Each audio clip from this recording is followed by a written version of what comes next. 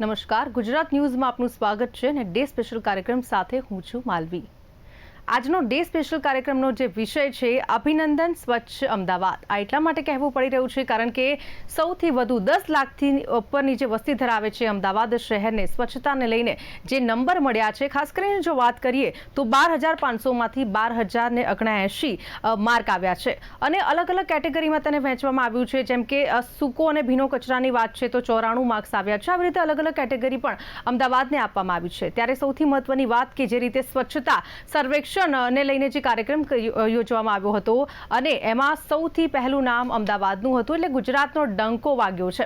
તો જે પ્રમાણે વાત કરવી છે સ્વચ્છતાને લઈને, કહેવાય છે ને કે સ્વચ્છતા ત્યાં પ્રભુતા, તો એ સાર્થક કર્યું છે ને હવે આપણા સૌની જવાબદારી છે કે આપણે સ્વચ્છતા રાખીએ। અને ખાસ કરીને જો વાત કરીએ તો જે પ્રમાણે અલગ અલગ જે માર્ક્સ આપવામાં આવ્યા છે, ખાસ કરીને વેસ્ટ ટુ એનર્જી પ્લાન્ટ, કચરાના નિકાલની કામગીરી, તળાવની કામગીરી, આ તમામને લઈને જે માર્ક્સ આપવામાં આવ્યા છે, તો જે રીતે સ્વચ્છતાની વાત કરીએ તો અમદાવાદમાં સૌ કોઈએ મહત્વપૂર્ણ ભૂમિકા ભજવી છે। ખાસ કરીને જો વાત કરીએ તો તંત્ર દ્વારા પણ વારંવાર એ અપીલ કરવામાં આવતી હોય છે, સ્લોગનો મૂકવામાં આવતા હોય છે કે ભાઈ સ્વચ્છતા રાખો, અને ક્યાંક ને ક્યાંક અમદાવાદે એ સ્વાસ્થ્ય એ સાર્થક કર્યું છે। તો ડે સ્પેશિયલ કાર્યક્રમની અંદર આજનો એ વિષય છે કે અભિનંદન સ્વચ્છ અમદાવાદ, કારણ કે આ ખૂબ ગર્વની વાત કહેવાય જ્યારે કહેવાય ને કે રેન્કિંગમાં આપણું અમદાવાદ અવ્વલ નંબરે આવ્યું છે।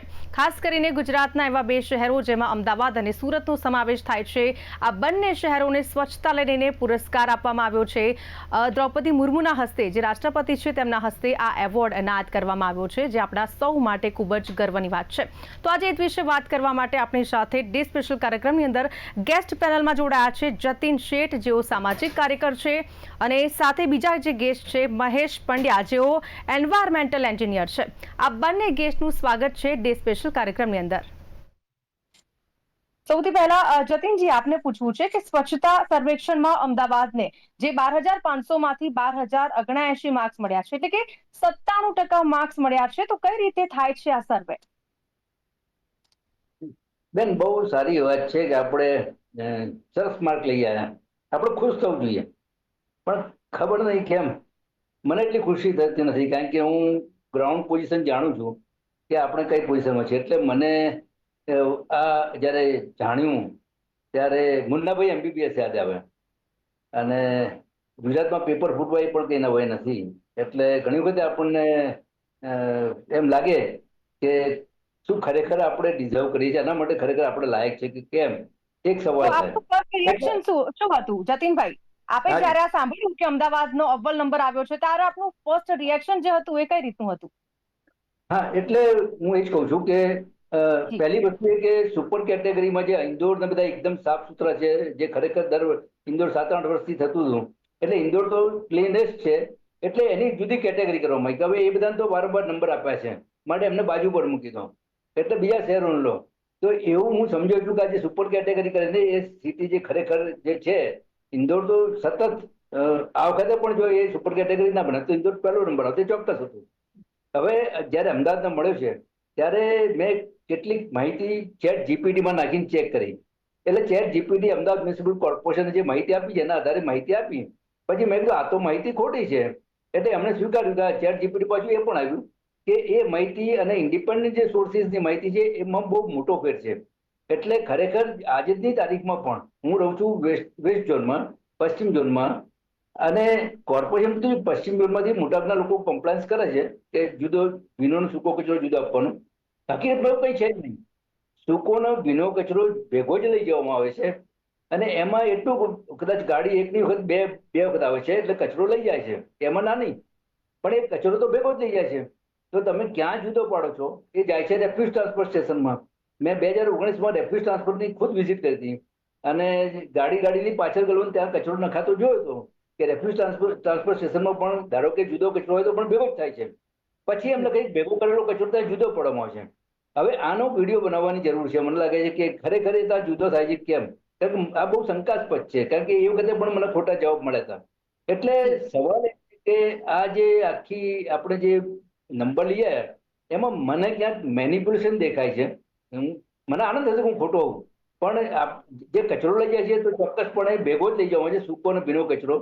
ખરેખર જે પહેલી કન્ડિશન, પ્રી કન્ડિશન કોઈ પણ કચરો ઉપાડવાની એ સેગ્રીગેટેડ હોય, એટલે 2013માં જયારે એક રિપોર્ટ પ્લાનિંગ કમિશને સબમિટ કરતો મનમોહનસિંહની સરકાર હતી ત્યારે, એમાં પણ એ રિપોર્ટ અફલાતુન રિપોર્ટ છે, જે કસ્તુરીરંગનના અધ્યક્ષપણાને છે, એટલે ઇસરોના એક્સ ચેરમેન કસ્તુરીરંગનના અધ્યક્ષપણાને જે રિપોર્ટ બનેલો, અને જેમાં આપણા અસનાન ડેપ્યુટી કમિશનર, ભૂતપૂર્વ ડેપ્યુટી કમિશનર મિસ્ટર અસનાની પણ હતા, અને એમનો મુખ્ય રોલ હતો.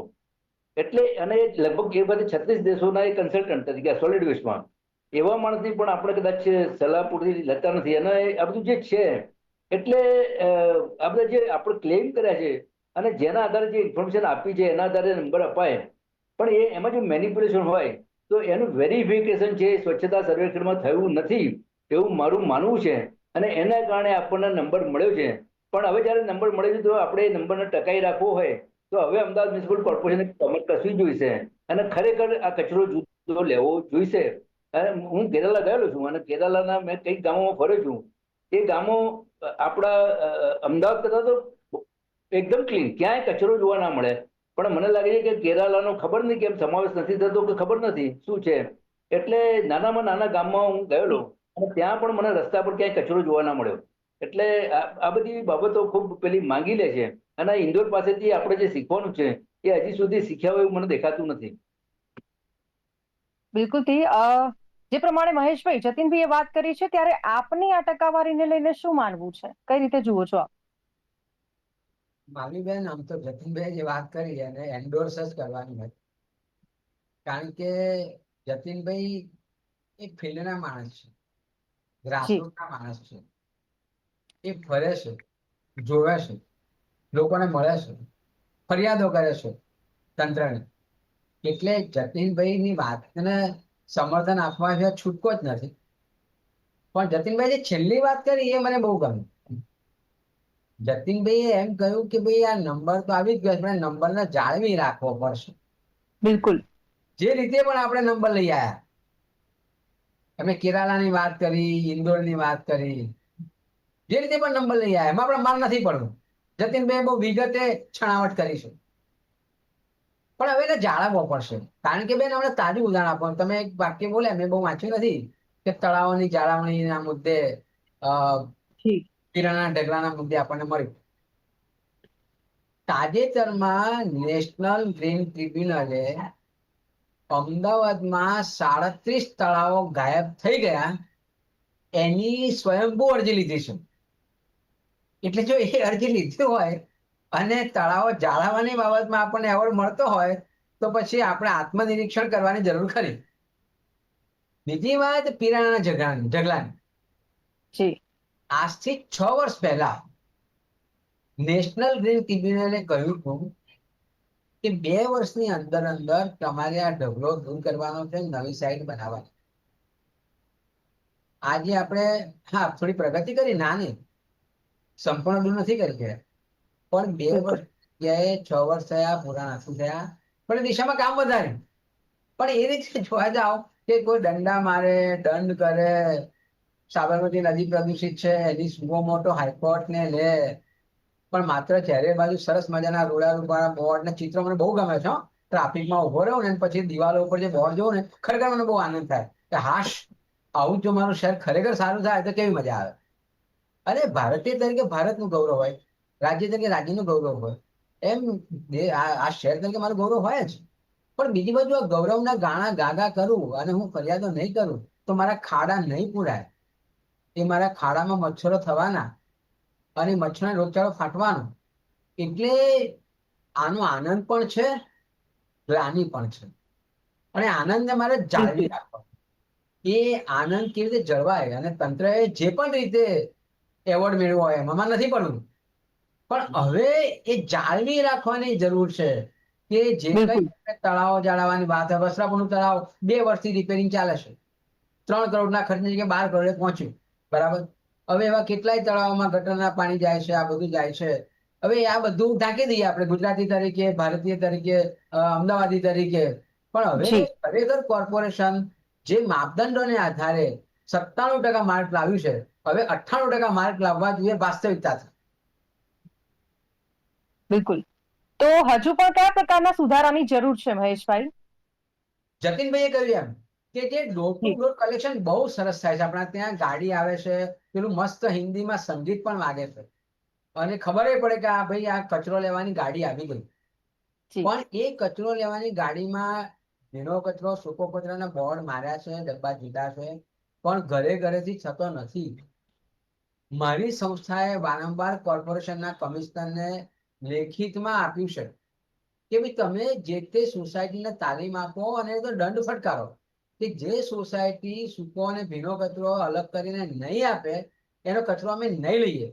અને આ કઈ બહુ મોટી વસ્તુ નથી. તમે હેલ્મેટ પેલા પહેરતા બી થયા છે અને બધું કરતા થયા છે દંડના લીધે. તમે પાર્કિંગ ખોટી જગ્યાએ કરો છો તો દંડ ભરો છો. બહુ રેર કેસમાં પેલા પોલીસ વાળાઓના ફોન કરાવો અને મારો કાકા એમએલએ છે ને મારો ભત્રીજો પીએસપી ડીએસપી છે ને આ બધું કરો છો, પણ તોય ફરક પડે. એટલે જો તમે જે સોસાયટીઓ છે એના ફરજિયાત કાગળ લખવાનો કહો કે આવતીકાલથી અમે તમારો કચરો નહીં ઉઠાવીએ. હવે પેલી બિચારી એક ડબ્બામાં એક ભાઈ એક બેન હોય છે, યંગ ઉંમરના નાનું બાળક હોય. હવે પેલી બેન એ કચરો ખૂંદે બૂટ સિવાય, ગ્લોવ્સ સિવાય, અને એમાંથી પ્લાસ્ટિક જુદું કાઢે અને ગંદકી લઈને ઘેર જાય, સાથે તો બાળક હોય. હવે એનું આયુષ્ય કેટલું? હવે આ સ્થિતિ આપણે જોઈએ છે, આ નરી આંખે દેખાતી સ્થિતિ છે. આમાં ફોટા પાડવાની જોવાનું નથી, બધાના ઘરે ઘરે આ દેખાય, રોજ સવારે દેખાય, બપોરે દેખાય, બધું. તો એની બહુ જરૂર છે કે સૂકો કચરો, ભીનો કચરો અલગથી તારવો, એની વાત કરો. અને વેસ્ટ ટુ એનર્જીમાં આપણે જોઈએ તો ખરેખર પ્લાન્ટ તો નાખી દીધા પણ કેટલું સક્સેસ બન્યું છે. તળાવમાં ગટરના પાણી જાય છે કારણ કે સીવેજ નેટવર્ક નથી આપણી જોડે. હાઈકોર્ટે દંડા માર્યા. આપણે બધું સીવેજ નેટવર્ક સ્ટ્રોંગ વોટરમાં નાખીએ છીએ અને પછી વરસાદની પાણી જોડે નદી ગંદી કરે છે. આ સુધારવાની જરૂર છે કે 97% માર્ક જે રીતે આવ્યા હોય તે રીતે આવ્યા હોય, ઓપન બુકથી પણ આવ્યા હોય એવું બને, પણ આપણે 98 માર્ક વાસ્તવિકતાથી લાવવા છે. બિલકુલ. મહેશભાઈ જે રીતે વાત કરી, જતીનભાઈ, હવે આપણે ખાસ કરીને વાત કરીએ તો જે રીતે કચરાની વાત કરી કે ભાઈ ડોર ટુ ડોર કચરો લઈ જવામાં આવે છે, પરંતુ સૂકા જોડે જ ભેગો મિક્સ કરી દેવામાં આવતો હોય છે, તો કચરાનો નિકાલ કેવી રીતે થાય એ બધા સવાલો તો છે જ, પરંતુ સાથે એ પણ સવાલ થઈ રહ્યો છે જતીનભાઈ કે નંબર 1 થઈ જવા પૂરતું નથી, આપણી નાગરિકોની પણ તો ફરજ છે. તો નાગરિકોની શું ફરજો છે? કઈ રીતે કચરાને લઈને સતર્કતા દાખવી શકાય? બેન, એવું છે કે જયારે નાગરિકોની ફરજની વાત થાય, ચોક્કસ નાગરિકોની ફરજ છે, પણ નાગરિકોના અધિકાર પણ છે. એટલે જયારે સરકારનો જયારે છે, સરકારનો ઉદ્દેશ શું છે કે સરકારે જે નાગરિકો કાયદાનું પાલન ન કરે એમના પર દંડનીય કાર્યવાહી કરવી, આ સરકારની ફરજ છે.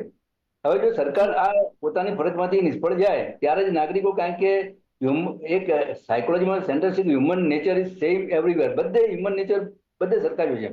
એટલા માટે પણ સરકારની જરૂર પડી. જો આપણે એમ કહીએ કે નાગરિકો જ બધું કરવાનું છે તો સરકારની કોઈ જરૂરત નથી.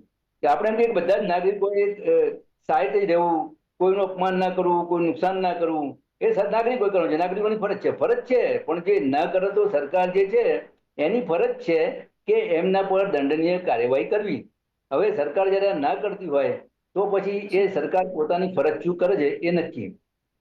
જે હમણાં મહેશભાઈ ગાડીની વાત કરી, કચરાની ગાડી, બેન આપણે જોઈએ છીએ કચરાની નાની ગાડી આવે છે, એની પાછળ બે નાનકડા ડબ્બા લગાવે છે છેલ્લે.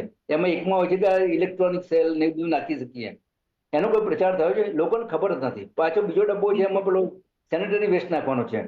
આટલા મોટા અમદાવાદમાં જયારે ગાડી એક ગાડી કેટલા વિસ્તારમાં ફરતી હશે, અને ત્યારે એ ડબ્બો ક્યારે ભરાતો હોતો નથી. મેં સેલ નાખ્યો તો ખાલી હતો. એટલે સવાલ એ છે કે જ્યાં સુધી એનો પ્રચાર ન થાય, ઇલેક્ટ્રોનિક સેલ એ કચરામાં જાય તો કેટલું નુકસાન કરે એ તો મહેશભાઈ સાહેબ પર્યાવરણ વિશે કહી શકશે કે જમીનમાં જાય ને મર્ક્યુરીને જે ફાટે ને એનાથી જે લીચિંગ થાય ને બધું જે પાણીનું પેલું નુકસાન થાય અંડરગ્રાઉન્ડ, આ બધી ઘણા જોખમ છે. પણ આપણે એ બાબતમાં મેં એવો વારંવાર સૂચન પણ કર્યા છે કે જે આ સેલ છે એવું જે ઇલેક્ટ્રોનિક વેસ્ટ હોય એ નાખવા માટે પેટ્રોલ પંપ છે કે મોલ છે કે એમાં વ્યવસ્થા કરવામાં આવે. અને એવી કેટલીક જગ્યાઓ હોય કે જ્યાં સરકાર મ્યુનિસિપલ પ્રોપર્ટીના માટે પૈસા આપે, રાઈટ? કારણ કે છેવટે આપણે ટેક્સ ભરીએ છીએ, ટેક્સમાંથી ટેક્સ વધારી પણ શકે, પણ એ વ્યવસ્થા થવી જોઈએ. એટલે ઇલેક્ટ્રોનિક જે છે વેસ્ટ એ પણ પ્રોપર ડિસ્પોઝલ થાય એ બહુ જરૂર છે. વેસ્ટ કલેક્શન માટે જે રિસાયકલેબલ વેસ્ટ છે. અચ્છા, બીજું બી એક મેં સૂચન કર્યું કે તમે જે પાઉચ છે, સૌથી મોટો પ્રોબ્લેમ હોય તો આ પાઉચ, પ્લાસ્ટિકના પાઉચ, પ્લાસ્ટિકની ખાલી બોટલ હોય, પાણીની બોટલ નહીં, ગમે ત્યાં પડી હોય. હવે આમાં સરકાર એટલું જ કરવું છે, ખાલી એના ₹5 કિંમત વધારે કરી નાખે પાઉચના. અને જયારે માણસ પાઉચ ખાલી પાઉચ દુકાનદાર આપે એટલે દુકાનદાર સમજો કે 5 રૂપિયા હોય તો 3 રૂપિયા દુકાનદાર પાછા આપે. અને એ જયારે દુકાનદાર એને આપે પેલા જે મેન્યુફેક્ચરરને, એટલે એની વ્યવસ્થા બી ગોઠવવી પડે. તો એને 5 રૂપિયા મળે એટલે 2 રૂપિયા એને પણ મળે, 3 રૂપિયા પાઉચ લઈને આવનારને પણ મળે. તો આવી જો વ્યવસ્થા થાય તો તમને જે આપણા ગામે ગામ જે પાઉચના ઢગલે ખાસ કરીને ગામડાઓમાં ખાસ જે પાઉચના ઢગલા ખાલી પાઉચના અને તમાકુ ખાધા પછી એના જે પેલા હોય છે એ શું કહે છે હું ભૂલી ગયો, પણ એ બધું પડ્યું હોય છે, ચારે બાજુ ફેલાયેલું હોય છે. આ બધાને આ બધું કઈ એવું નથી પહેલી વખત કહેવાતું ભાઈ, તો હું કહેતો આ બધું ઘણી વખત કહેવાયું છે. પણ સરકારે જે અમલ કરવો જોઈએ, સરકાર અમલ ના કરે પછી લોકોનો વાંક કાઢવાનો મતલબ નથી. લોકો તો સરકાર કાયદો કરે એટલે કરવાના જ છે. એની દંડનીય કાર્યવાહી પૂરતી હોવી જોઈએ. દંડનીય કાર્યવાહી પૂરેપૂરી હોય કે જેથી એ દંડ આપણને પીંચ રહેવું જોઈએ. આપણને થયું ના ના આટલો બધો દંડ મારાથી સહન નહીં થાય. મને એક વખત યાદ છે કે ફિનલેન્ડનો એક કિસ્સો આવ્યો હતો ટાઈમ્સ ઓફ ઇન્ડિયામાં કે વધારે સ્પીડમાં ભાઈ ગાડી ચલાવતા હતા, એ પકડાયા. $1,76,000 જેટલો એમને દંડ કરવામાં આવેલો. કેમ કે એનું એ તો એ વધારે પૈસાદાર હતો એટલે એને $50 ના કરાય, એને $100 ના કરાય, જયારે આપણે તો બધા માટે સરખો છે. આ બહુ ખોટું છે. તમારી જે ધારો કે ગાડી વાળો હોય તો એનો બહુ મોટો દંડ હોવો જોઈએ, સ્કૂટર વાળો હોય એનાથી ઓછો, સાયકલ વાળો હોય તો એનાથી ઓછો. સામાન્ય પ્રજા આ બધું જે છે આખું સરકારે વિચારવું જોઈએ. અને અમારા જે કન્સર્ન સિટીઝન છે, આપણા જેવા નિસ્બતધારક નાગરિકો કે જે દેશની ખરેખર ચિંતા કરે છે, એમની સાથે સ્ટેક હોલ્ડર ફોરમ બનાવીને ચર્ચા કરવી જોઈએ. આમાં ચર્ચા કરીને વધારે સારા છેવટે આપણા દેશનો રાષ્ટ્રપ્રેમ એને જ કહેવાય. ભ્રષ્ટાચાર કરતા હોય ને પછી રાષ્ટ્રપ્રેમનો ઝંડો લઈને નીકળે તો રાષ્ટ્રપ્રેમ નથી. પણ સવાલ એ છે કે ભ્રષ્ટાચાર કરે એ તો ભ્રષ્ટાચાર છે, રાષ્ટ્રપ્રેમ એ બહુ ક્લિયર કરવું છે સરકારે કે જેટલા ભ્રષ્ટાચારી નેતાઓ અધિકારીઓ છે બધા રાષ્ટ્રદ્રોહી છે, આ દેશના લોકો સાથે રાષ્ટ્રદ્રોહ કરી રહ્યા છે. અને એમનો તો ખરેખર બહિષ્કાર થવો જોઈએ, એમની પાસે દંડકીય કાર્યવાહી થવી જોઈએ, એક નવો દાખલો બેસવો જોઈએ, તો આ દેશ છે એ સુધરી શકે. ખૂબ સરસ વાત કરી છે જતીનજી આપે કે ક્યાંક અવેરનેસનો અભાવ જોવા મળે છે. જે રીતે આપે જણાવ્યું કે ઇલેક્ટ્રિક જે એના માટે એક સાધન મૂકવામાં આવતું હોય છે ડોર ટુ ડોર ગાડીની પાછળ, પણ ક્યાંક અવેરનેસ નથી હોતી, એના કારણે બધો કચરો જે છે તે મિક્સ કરી દેવામાં આવતો હોય છે. એ વાત અને પ્લાસ્ટિક મુદ્દે પણ આપે વાત કરી છે. તો જે રીતે મહેશભાઈ, જે રીતે જતીનભાઈએ વાત કરી છે કે પ્લાસ્ટિક મુક્ત શહેરની આપણે વાતો કરી રહ્યા છીએ, માત્ર કાગળ પર જ દેખાઈ રહ્યું છે. દરેક જગ્યાએ પ્લાસ્ટિકનો ઉપયોગ થતો આપણે જોતા પણ હોઈએ છીએ અને રોડ રસ્તા પર પ્લાસ્ટિકના ઢગલા પણ જોવા મળતા હોય છે. તો ક્યાંક તેને લઈને પણ એ પણ તો એક સ્વચ્છતાનો જ વિષય છે કે જ્યાં ત્યાં પ્લાસ્ટિક ફેંકવામાં આવે છે, જેના કારણે પ્લાસ્ટિક વસ્તુ એવી છે કે જેનો યોગ્ય નિકાલ થઈ શકતો નથી. શું કહેવું છે આપનું? જો પ્લાસ્ટિક નો જો નિકાલ તમે લાવો ને તો જે બનાસકાંઠાથી કે પંચમહાલમાંથી જે મજૂરો આવે છે વિસ્તાર અને લોકો પ્લાસ્ટિક ઉઠાવવાનું કામ કરે છે, એને જો સારી નીતિ બનાવીને સારા પૈસા આપવામાં આવે, મલ્ટીલેયર પ્લાસ્ટિક ને સિંગલ યુઝ પ્લાસ્ટિક કોઈ નથી લે, એ લોકો ઉઠાવે અને સારી આવક જો કોર્પોરેશન આપે. એક નીતિ તો બહાર પાડી છે પણ એ નીતિ બરાબર નથી, પૂરતી નથી. તો પ્લાસ્ટિક તો દૂર થઈ જ જાય, ક્યાંય રસ્તા પર ના દેખાય. અને સાથે સાથે એ જે ગરીબો જે છે એમને સારી રોજગારી. આ બે વસ્તુ. બીજી વાત જતીનભાઈ બહુ સારી કરી કે પેટ્રોલ પંપની બધી જગ્યાએ તમારે બોક્સ મૂકવા પડે. જતીનભાઈ, આજે ઇલેક્ટ્રિકલ એન્ડ ઇલેક્ટ્રોનિક વેસ્ટનો એક રૂલ્સ છે, પર્યાવરણ સુરક્ષા ધારા બનેલો. એમાં જે ઇલેક્ટ્રોનિક્સ આઇટમો બનાવે છે તેને EPR એક્સટેન્ડેડ પ્રોડ્યુસર રિસ્પોન્સિબિલિટી કહેવાય, અને જે વેચે છે આ લોકોએ એ ઉઠાવવાનું હોય છે. એટલે ઘરે જ ઉઠાવવા ના જઈ શકે તો કોર્પોરેશનને જવાબદારી આપે છે. કોર્પોરેશન આવા મૂકે જ્યાં ત્યાં બોક્સ ડબ્બાઓ, એક માણસ બેસાડે, એટલે જે મોબાઈલ લઈને આવે કે રેડિયો લઈને આવે કે કઈ પણ વસ્તુ લઈને આવે તો એ વસ્તુ લઈ લે, એની એન્ટ્રી પડે એટલે પૈસા આપે. કારણ કે એક્સટેન્ડેડ પ્રોડ્યુસર રિસ્પોન્સિબિલિટીમાં લખ્યું છે કે આ જવાબદારી ઉત્પાદકોની છે, વેચાણકારોની છે. તો લોકોને રસ પડશે આ જે મોબાઈલો જે રખડતા હોય છે કે બેટરી રખડતી હોય છે કે આ બધા અને ભંગારિયાઓ લઈ જાય છે અને પછી બાળે છે અને નુકસાન થાય છે આરોગ્યને, એની જગ્યાએ કોર્પોરેશને કાયદેસરના આવા ઠીક ઠેકાણે કલેક્શન સેન્ટર મૂકવા જોઈએ, એક માણસ બેસાડવો જોઈએ અને ભાવ નક્કી કરો કે તૂટેલો મોબાઈલ છે તો આના 10 રૂપિયા, આના 15 રૂપિયા, આના 25 રૂપિયા. તો ઇલેક્ટ્રોનિક વેસ્ટ ભેગો થઈ જશે, આ પીરાના ઢગલામાં નહીં જાય, ધુમાડા નહીં થાય. આપણા જોગવાઈઓ છે, સવાલ છે ઈચ્છા શક્તિની. વાત રહી નાગરિકોની, જતીનભાઈ પોતે ના બોલી શક્યા પણ જતીનભાઈ એકલવીર છે એ નાગરિક સશક્તિકરણ મંચ ચલાવે છે અને દર રવિવારે શહેરના નાગરિકોને બોલાવે છે, તાલીમ આપે છે કે આપણું શહેર ચોખ્ખું કેમ રખાય, તમારે શું કરવું જોઈએ. આના પગાર નથી આપતા કોર્પોરેશન જતીનભાઈને, કે જતીનભાઈ જો ગ્રહણ નથી કરતા, પણ એક નાગરિક તરીકેની ફરજ અદા કરે છે. જે કોર્પોરેશન કરવું જોઈએ, જે સરકારે કરવું જોઈએ એ કરે છે. એટલે કેટલાક જાગૃત નાગરિકો છે, પણ આમને સરાહના કરવી જોઈએ, એમને આગળ લાવવા જોઈએ. અને તો કદાચ મને લાગે છે કે આ થાય. એટલે બહુ તાલીમની બહુ જરૂર છે, જાગૃતિની બહુ જરૂર છે. અને આ કાયદાઓ છે એવી જ ખબર નથી લોકોને. પ્લાસ્ટિક પ્રદૂષણ કરે છે ખબર છે, પણ પ્લાસ્ટિક રૂલ્સ બન્યો છે, ઇલેક્ટ્રોનિક રૂલ્સ બન્યો છે, બાયોમેડિકલ રૂલ્સ બન્યો છે, બાંધકામનો કચરો નહીં નાખવાનો એનો કાયદો બન્યો છે, એ લોકોને ખબર જ નથી. એટલે અવેરનેસ કરવાની બહુ જરૂર છે, જોગવાઈની જરૂર છે, તો ઘણો ફરક પડશે. માત્ર તમે લાલ પીળા વાદળી બોર્ડ ચીતરી માર્યા એ સારું કર્યું, પણ સાથે સાથે કાયદાઓની જોગવાઈ પણ લખો અને ફરિયાદો ક્યાં કરવી એના પણ બોર્ડ મારો. ઓકે, આ છેલ્લો સવાલ પૂછવા માંગુ છું. આપ બંનેને પણ સમયનો અભાવ છે તો જવાબ ટૂંકમાં આપશો. હવે આજે સ્વચ્છ આપણે કહીએ છીએ કે અમદાવાદને આ પુરસ્કાર મળ્યો છે, તો આનો યશ કોને જાય છે, સફાઈ કર્મચારીને કે પછી અધિકારીને? જતીનભાઈ. હા, એટલે સફાઈ કર્મચારી તો ચોક્કસપણે એમનું કામ કરે છે અને અભિનંદનને પાત્ર છે કે કેવી પરિસ્થિતિમાં કામ કરે છે એ આપણે સમજીએ છીએ. અધિકારીને એટલા માટે કે જે એમણે જે કંઈ ડેટા આપ્યા, બરોબર, એ હું તો બહુ દુઃખ સાથે કહું છું, મારે ન કહેવું જોઈએ, પણ મેનિપ્યુલેટેડ ડેટા આપ્યા છે અને એ રીતે આપણો નંબર લાવવામાં એમને મદદ કરી છે. એ બદલ હું એમને પણ અભિનંદન આપું છું કે ચોક્કસપણે આ નંબર સાથે મને ગમતું નથી, પણ છતાંય નંબર લાવ્યા છે, તો હવે આપણે એ નંબરને ખરેખર સાચા અર્થમાં વાસ્તવિકતામાં સફાઈ કામદારોને મારા ખૂબ ખૂબ અભિનંદન. અને ગટરમાં પડીને મરી જાય છે, પૂરતું વર્તન નથી મળતું, આવી સ્થિતિમાં પણ એ લોકો કામ કરે છે અને લોકો હળવું કરે છે, એમને ગાળો આપે છે. એવા સફાઈ કર્મચારીઓને મારી સલાહ. જી બિલકુલથી. આપ બંને જતીનભાઈ અને મહેશભાઈ અમારી સાથે જોડા અને સુંદર વાતચીત કરી બદલ આપનો ખૂબ ખૂબ આભાર. Thank you very much. તો જે રીતે ડે સ્પેશિયલ કાર્યક્રમની અંદર આજે આપણે વાત કરી છે કે અભિનંદન સ્વચ્છ અમદાવાદ, અને અમદાવાદ હંમેશા માટે સ્વચ્છ બની રહે એવી આશા રાખીએ છીએ, અને આ ક્રમ જે આપણને મળ્યો છે એ સદાય માટે જળવાયેલો રહે, અને ખાસ કરીને સ્વચ્છતા હોય છે ને ત્યાં જ પ્રભુતા હોય છે, એ વાત સાર્થક કરી છે અમદાવાદે. પરંતુ ખરેખર અત્યારે આપણે એ પણ ધ્યાન રાખવાની જરૂર છે કે આપણે નાગરિક તરીકે આપણી ફરજ કઈ રીતે બચાવીએ છીએ અને આપણા અમદાવાદને કઈ રીતે સ્વચ્છ રાખીએ છીએ. તો હાલ ડે સ્પેશિયલ કાર્યક્રમની અંદર બસ આટલું જ. ફરીથી નવા વિષય સાથે મળીશું. અત્યારે મને આપશો રજા. નમસ્કાર.